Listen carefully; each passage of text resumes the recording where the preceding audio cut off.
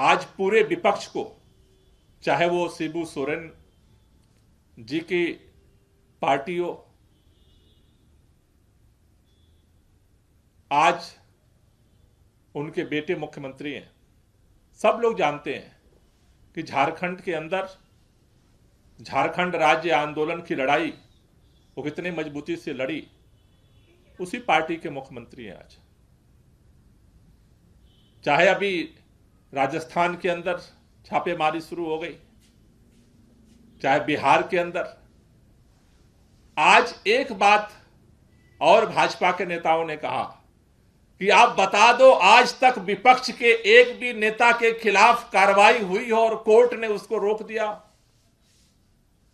अरे कोर्ट तो बाद में आती है, विपक्ष के नेताओं के अलावा आप बता दो भारतीय जनता पार्टी वालों कि किसी एक पर तुमने कार्रवाई की हो।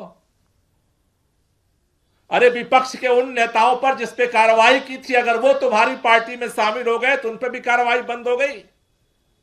बोले ईडी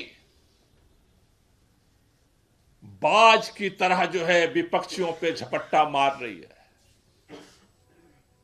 ये समझ में नहीं आता कि तुम्हारे इस बाज की जो चोंच है वो छगन भुजबल के पास जाते ही क्यों टूट गई?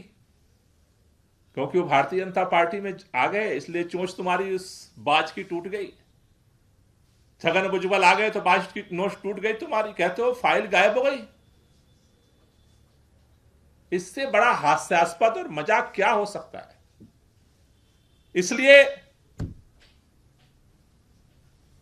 आज मैं ये बात कहना चाहता हूं भारतीय जनता पार्टी के लोगों से कि आपके इन एजेंसियों की जो उछल कूद है वो इस बात को दिखा रही है कि सिर्फ अरविंद केजरीवाल नहीं, इंडिया अलायंस के पुनः 2 महीने तक,